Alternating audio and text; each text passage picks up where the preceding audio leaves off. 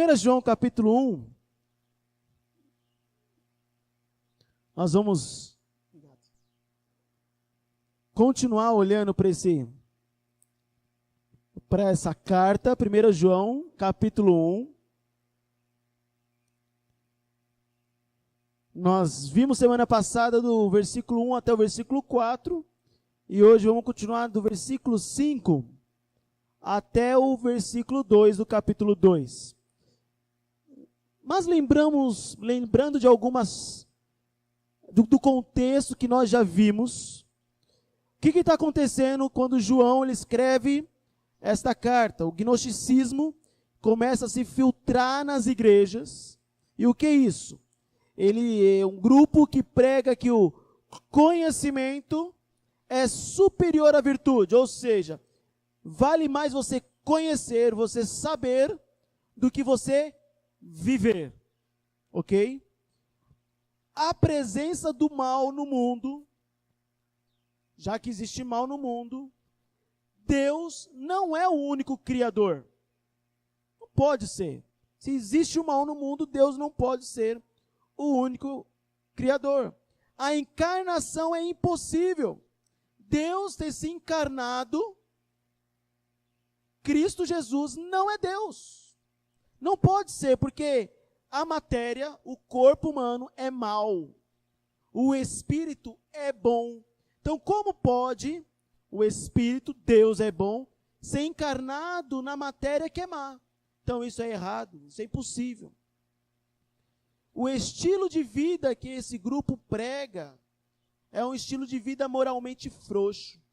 Um estilo de vida totalmente longe de Deus. E eles pregam exatamente que os seus atos, a forma que você vive, o seu estilo de vida, não afeta seu relacionamento com Deus. Ou seja, lembre que nós falamos, futebol é futebol, igreja é igreja. Quando eu entro nas 4 linhas, não importa que eu sou o pastor da igreja. Isso não tem nada a ver com o meu relacionamento com Deus. Eles estavam pregando isso. E João viu que a igreja começou a acreditar em todos esses ensinamentos. Então ele escreve essa carta para muitas igrejas que têm vivido esse ataque de falsos ensinos. Igrejas que estão começando a crer nessas mentiras. Então João mostra a realidade do evangelho. O que de fato é o evangelho. E as implicações na vida daquele que crê no verdadeiro evangelho. E semana passada nós vimos que a realidade da encarnação nos promove comunhão com Deus e os irmãos, resultando numa alegria completa. A realidade da encarnação nos promove comunhão com Deus e com os irmãos, resultando numa alegria completa. Isso que nós estudamos semana passada. Então, com base nisso, isso é o contexto do texto que nós estamos entrando hoje. E o que nós vamos aprender hoje no texto de 1 João 1, do 5 até 2:2, é que o conhecimento de quem Deus é e da redenção em Cristo nos motiva a viver uma vida longe do pecado. O conhecimento de quem Deus é e da redenção em Cristo nos motiva a viver uma vida longe do pecado. Nós lemos o texto, e agora você vai poder olhar para o versículo 5.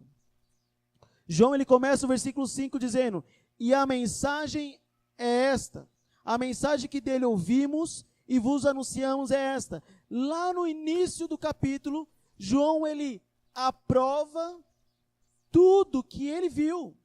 Ele fala: meus irmãos, o que eu ouvi e ouvi minhas mãos apalparam. A encarnação de Cristo é real. Cristo é o próprio Deus. Eu vi com os meus próprios olhos. Ninguém me contou. Ninguém falou nada para mim. Eu mesmo vi. Então ele começa agora a mostrar que essa mensagem que ele ouviu, que ele viu do próprio Senhor Jesus Cristo, é esta. qual é a mensagem que João tem pregado? Deus é luz. 3 lições que nós vamos aprender aqui é que a mensagem de quem Deus é, nós vamos ver quem Deus é. A vida de pecado rompe nossa comunhão com Deus e os irmãos, lembrando que esse grupo está pregando algo diferente. O pecado se mostra em nossa natureza e conduta, e temos em Cristo a defesa do pecado. Então a mensagem que Deus está anunciando ali, nele, a partir de João, que Deus é luz. O que significa Deus é luz? Deus é santo. Deus é puro. A natureza de Deus é perfeita, é pura, é inexprimível na majestade de quem Deus é. É um ser pessoal e infinito em todas suas perfeições. O que eu estou pregando para vocês, igreja, João está mencionando que Deus é luz, Deus é perfeito, Deus é separado das trevas. E nele não há treva alguma. Esse é o verdadeiro evangelho. É isso que João está pregando para aqueles irmãos que estão ouvindo que Jesus não é Deus. O que você viu não é real. Não há treva nenhuma no próprio Deus que é luz. Deus é luz no sentido de possuir a perfeição moral e absoluta.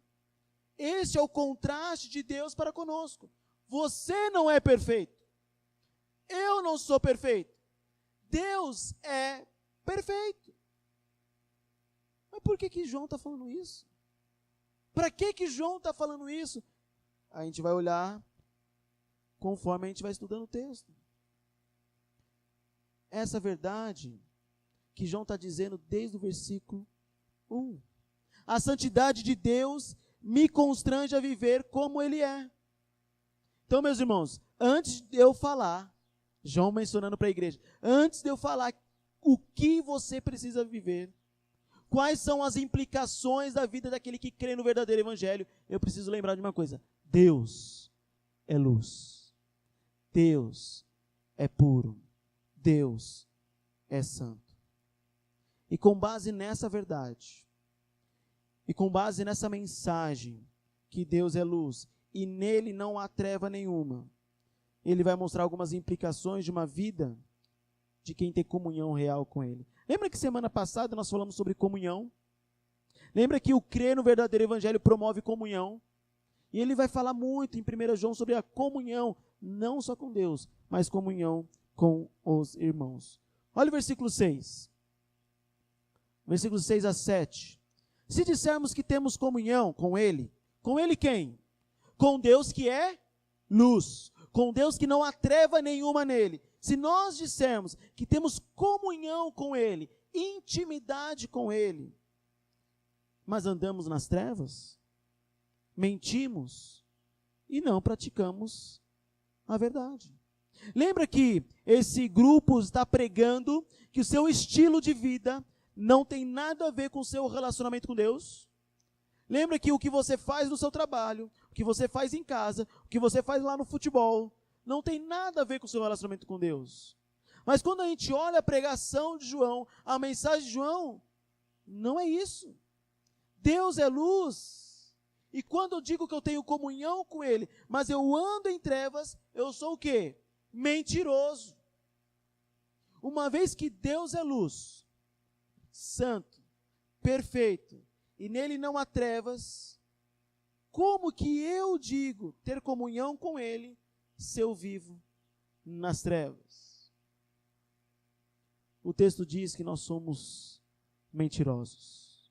O texto diz que nós mentimos. Estamos mentindo, primeiramente para nós mesmos. Achamos que sabemos quem Deus é. Achamos que temos comunhão com Deus. Não há prática da verdade naquele que vive pecando. Aquele que diz conhecer quem é Deus, mas vive longe dos seus ensinamentos, longe dos seus mandamentos, não há prática de verdade nele. ele mente. Ele continua no versículo 7. Mas, se andarmos na luz, quem é luz? Deus é luz. Se andarmos na luz, assim como ele está na luz, assim como ele é a luz, temos comunhão uns com os outros. E o sangue de Jesus, seu Filho, nos purifica de todo pecado. Andar na luz, meus irmãos, é a ideia de você viver em obediência aos seus mandamentos. Lembra quando o que fala em Salmo 119, 105? Olha lá comigo. Salmo 119, 105.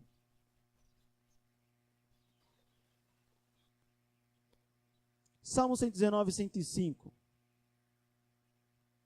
É o versículo quando você decora quando você é uma criança.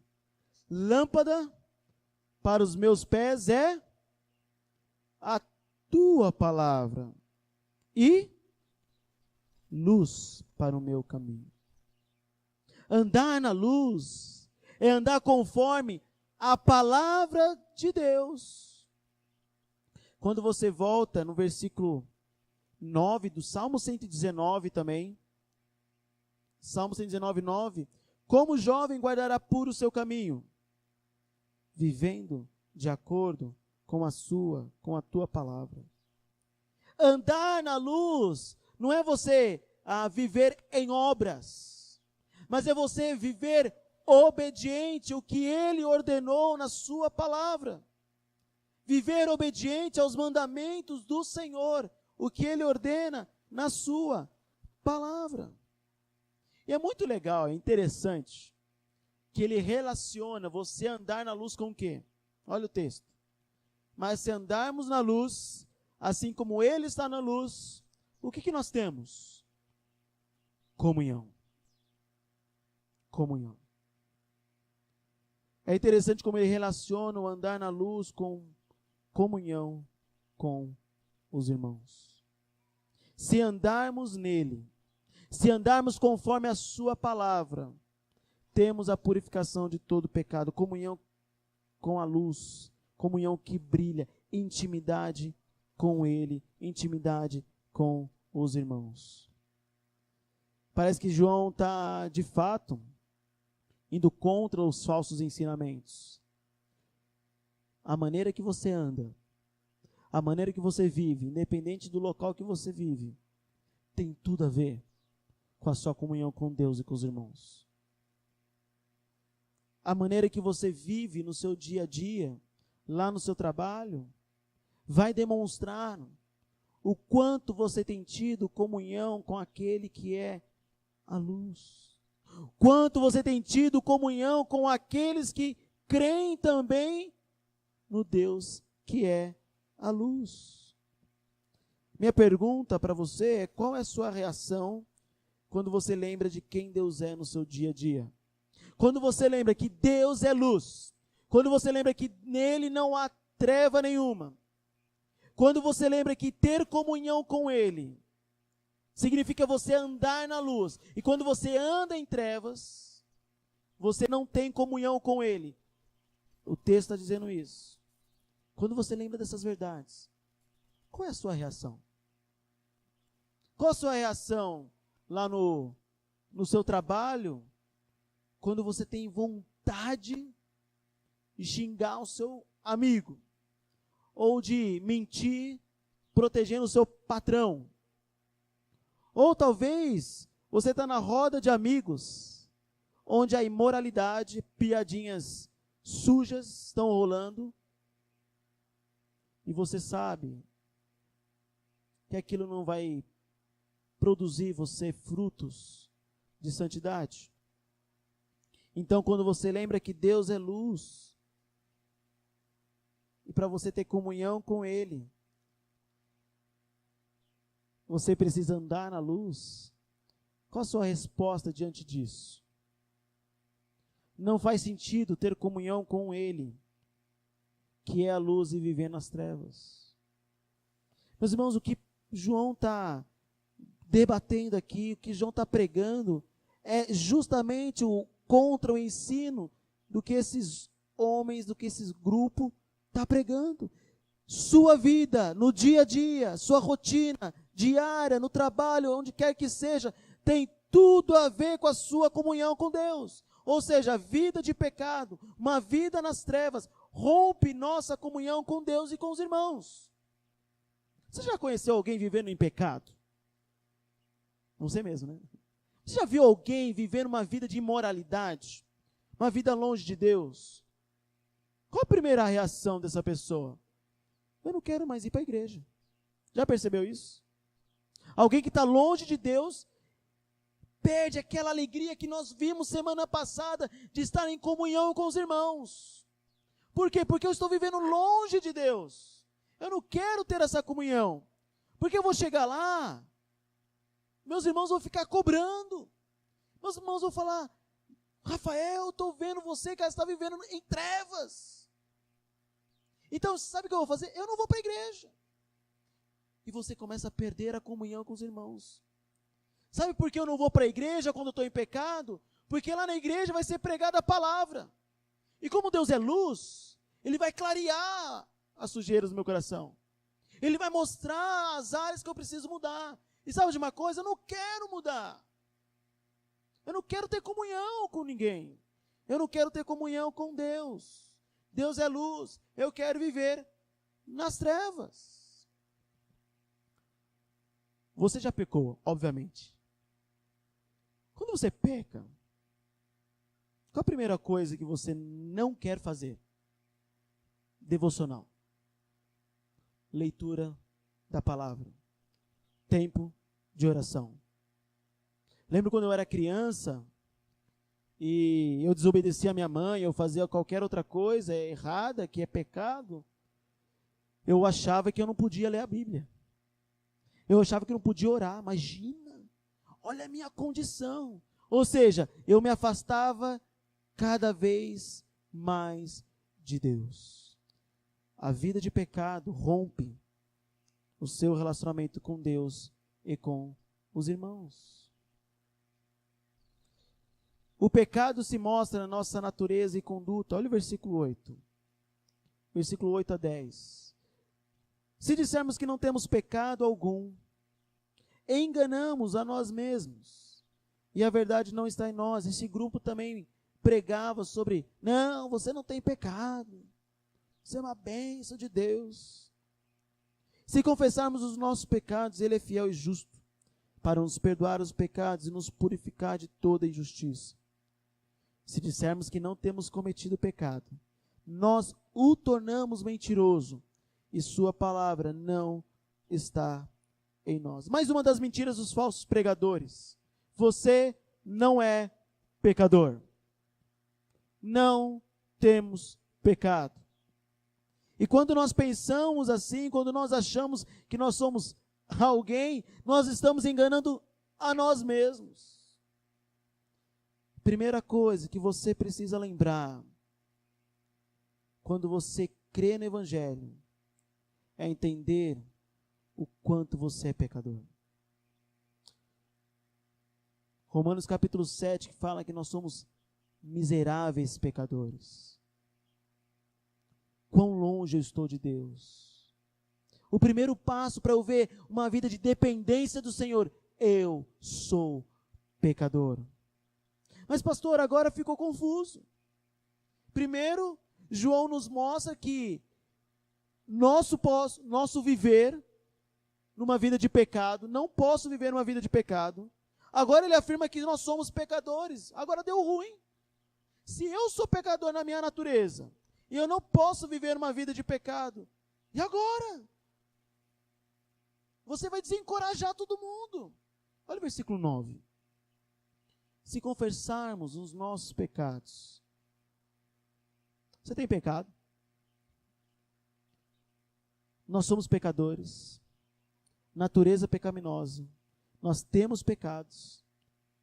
Mas se confessarmos os nossos pecados, Ele é fiel e justo para nos perdoar os pecados e nos purificar de toda a injustiça. Isso é uma boa notícia. Isso mostra quem é Deus. e como nós dependemos, precisamos, necessitamos dele. Nós temos a quem recorrer. Você não vai sair daqui hoje, como eu levei pancada, só me falando que eu sou pecador, me falando que eu ando em trevas. Que é isso? Só coisa ruim, só problema. Mas nós temos uma boa notícia. Nós temos a quem recorrer. Nós temos a quem buscar. Só recorre uma vida de confissão aqueles que têm comunhão com Ele. A gente vai ver mais para frente, no capítulo 3, que aquele que vive tranquilamente, gostosamente no pecado, aquilo é natural para ele. Então, para você chegar a ponto de, eu estou errado, preciso confessar meus pecados, isso mostra a intimidade, mostra o relacionamento, mostra a comunhão que você tem tido com Ele. Confissão, mas o que eu vou fazer? Confissão de pecados. Confissão de pecados é dizer a mesma coisa que Deus diz a respeito do pecado. Isso é pecado. Chamar pecado de pecado. Dar nome ao seu pecado.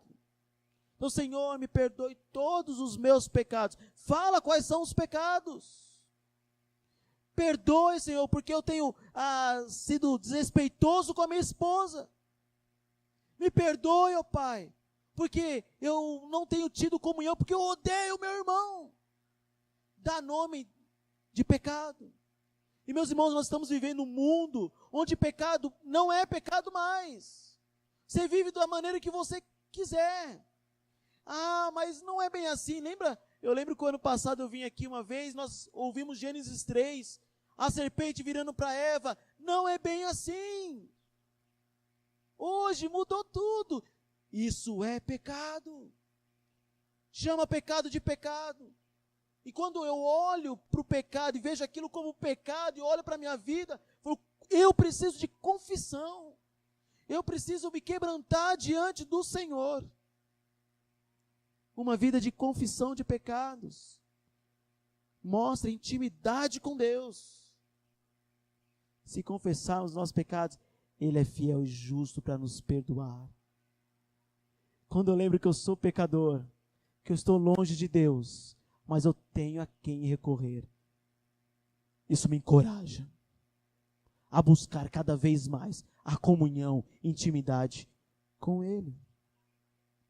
Quando confessamos o nosso pecado, o perdão e a comunhão são restaurados dentro da família de Deus. Confissão de pecado. Quebrante o seu coração. Chame pecado de pecado. E depois ele volta a exortar aqueles irmãos. Se dissermos que não temos cometido pecado, nós o tornamos mentiroso, e sua palavra não está em nós. Ele volta a refutar aquela falsa doutrina de nós não termos pecado. Nossa conduta reflete uma vida pecaminosa. E quando a gente diz que não temos cometido pecado, nós fazemos Deus mentiroso. Porque Deus diz na sua palavra que nós somos pecadores. Ele afirmou essa verdade. Meus irmãos, nós precisamos saber dessa verdade para recorrer àquele que pode perdoar os nossos pecados. Você é pecador, não se engane. Você é um miserável. Eu sou um miserável pecador. Busque uma vida de santidade, assim como Deus é santo. Viva na luz. Confesse o seu pecado, tenha comunhão restaurada com Deus. Restaure essa comunhão com Deus, com os seus irmãos. Tenha uma vida de confissão de pecados. Meus irmãos, um perigo, não só para jovens nas universidades, mas para todos nós, nosso casamento, dentro de casa, no trabalho, não dê brechas para o pecado. Chame pecado de pecado.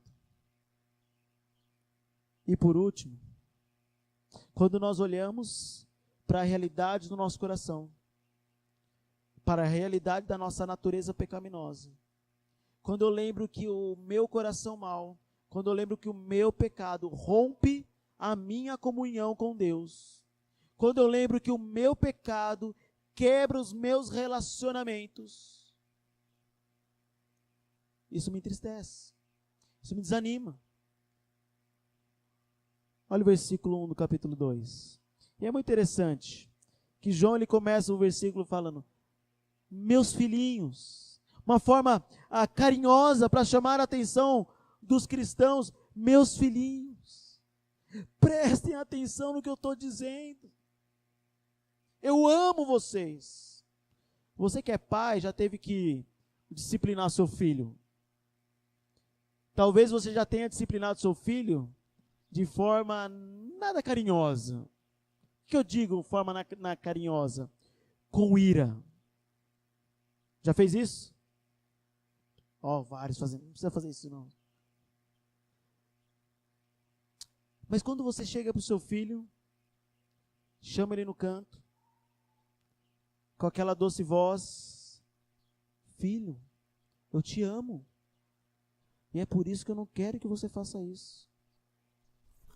Quando você fala assim com seu filho, é menos importante do que você gritar com ele? Não. Você está mostrando carinho, amor, e você não quer que ele se perca.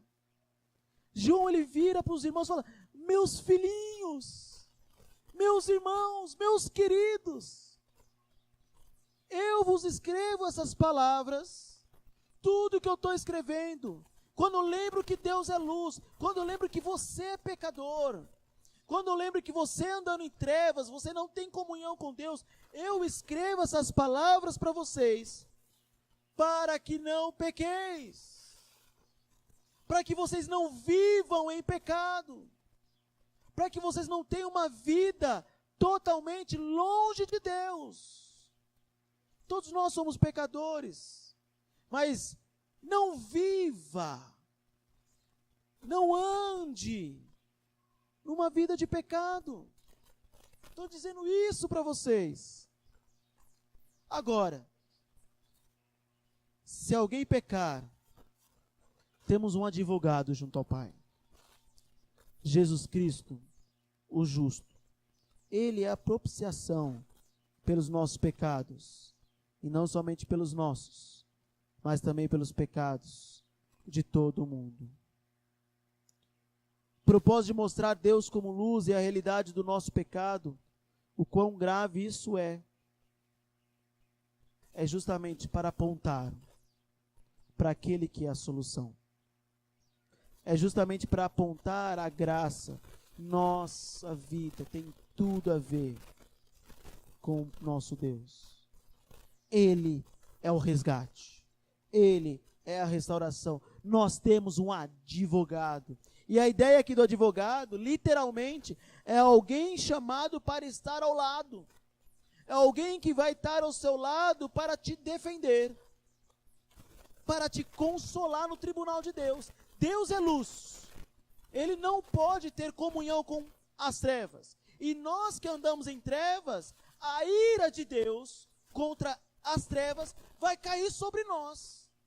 Então, por causa do meu pecado, nunca mais posso ter comunhão com Deus. Só que vem Jesus Cristo, aquele que vem do nosso lado, e é o nosso advogado. E não é qualquer advogado. O que o texto diz? Versículo 1. Temos um advogado junto ao Pai, Jesus Cristo, o justo. Não tem causa perdida para Ele. Ele é justo. Ele é verdadeiro. Ele é o nosso defensor. Ele é eficaz. Apenas Ele pode nos defender. Então nós que vivemos em trevas, nós que somos inimigos de Deus, e a ira divina que vai recair sobre o nosso pecado, sobre a nossa vida, agora nós temos um advogado, que é Jesus Cristo, o justo. Ele continua no versículo 2, e Ele é a propiciação pelos nossos pecados, e não somente pelos nossos, mas também pelos pecados de todo o mundo. A ideia de propiciação pelos nossos pecados, ele satisfez a justiça de Deus com respeito ao pecado. Nós olhamos para Romanos capítulo 3, versículo 25. Nós temos vários textos mostrando que Cristo, ele pagou o preço. É uma satisfação. Aquele que se sacrificou afastando a ira divina por sermos pecadores. Ele tomou o nosso lugar, ele foi nosso advogado e ele satisfez a ira de Deus contra o pecado. Aquilo que Cristo fez naquela cruz, pagou o preço por você ser pecador, por eu ser pecador, por você andar em trevas, por eu andar em trevas. E agora, por causa dele, eu volto à minha comunhão com Deus, que é luz. Que é luz.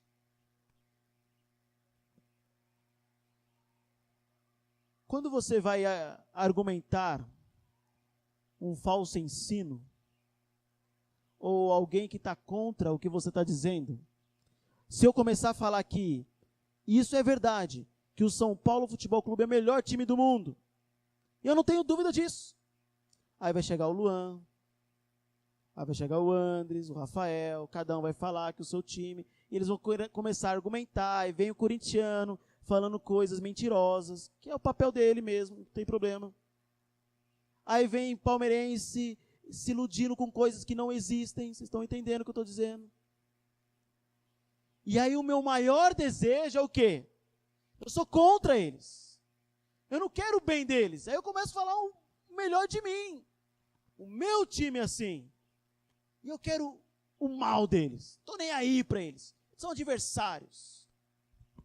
Que interessante quando João, ele alerta os filhinhos, mostrando que Cristo é a propiciação, é o nosso advogado. Ele tomou o nosso lugar. O que ele fala no final do texto? E não somente pelos nossos, inclusive pelo pecado daqueles que têm pregado falsos ensinos, inclusive pelos pecados daqueles que têm vivido falso evangelho. Ele é a propiciação do nosso pecado. Ele satisfez a ira de Deus pelos nossos pecados e pelo pecado seu, corintiano. E pelo seu pecado que está pregando falsa doutrina. E pelo seu pecado que está vivendo falsa doutrina.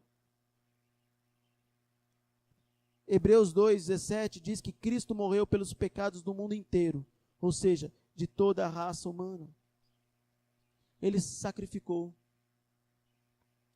Temos pessoas aqui que nós não conhecemos, não fazem parte nessa igreja local, ou talvez tenhamos pessoas aqui que não façam parte da igreja do corpo de Cristo em toda parte. Talvez você não conhece Cristo Jesus como seu único e suficiente Salvador. Essa palavra de que Cristo é o nosso defensor, essa palavra de que Cristo nos defende, e Ele satisfez a ira de Deus naquela cruz, é para você também. É pelos pecados de todo o mundo, de toda a raça humana. Nós temos um justo juiz. Isso precisa me fazer lembrar da verdadeira alegria. Ele defende aquele que confessa e nele crê. Ele tomou o lugar do pecado de todos, inclusive daqueles que pregam o falso evangelho, inclusive do seu vizinho, que o cachorro dele não para de latir, e você não vê a hora que aquele cachorro morrer. Já teve esse sentimento? Não? Eu estou vendo que eu sou muito pecador.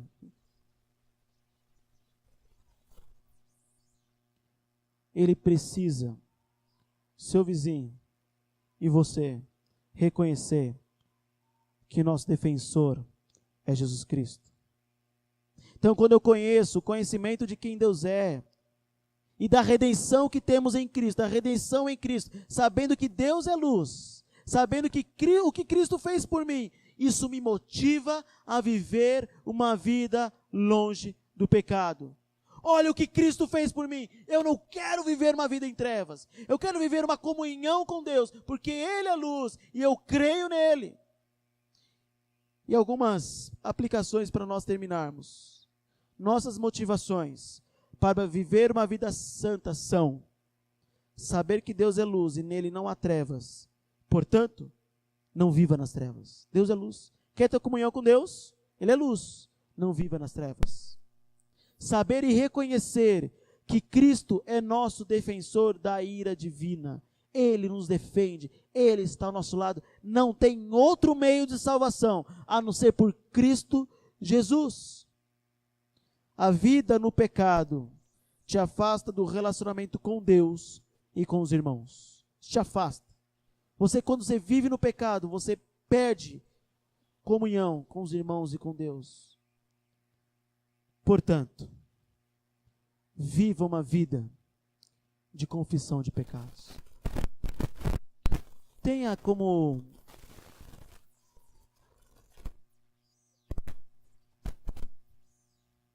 desejo na sua vida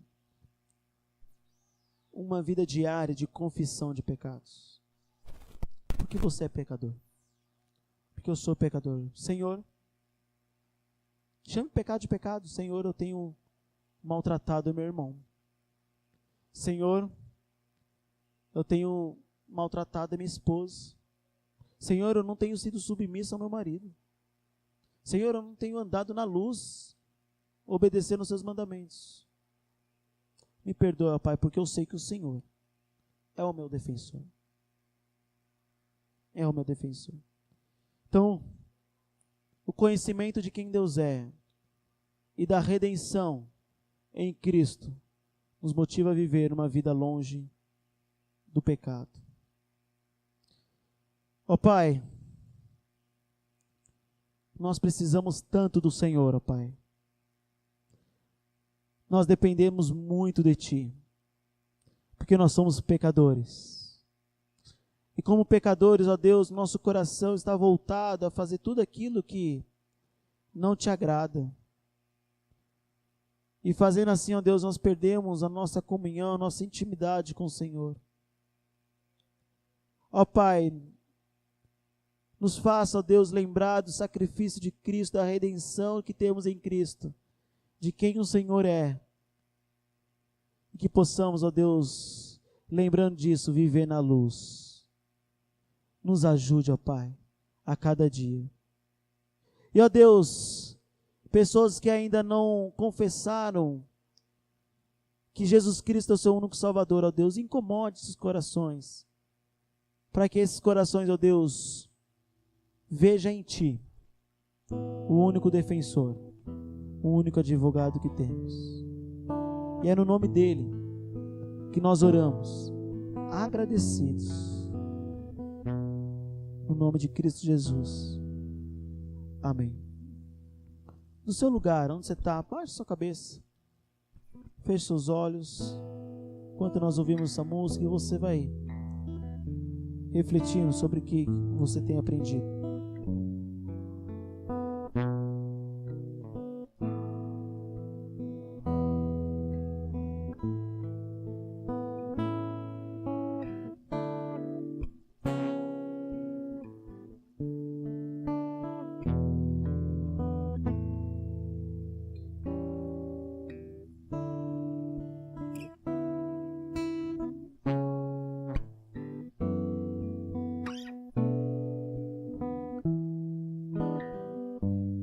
Ó Pai, obrigado pelo privilégio que tivemos de termos esse tempo, ó Deus, de culto ao Senhor.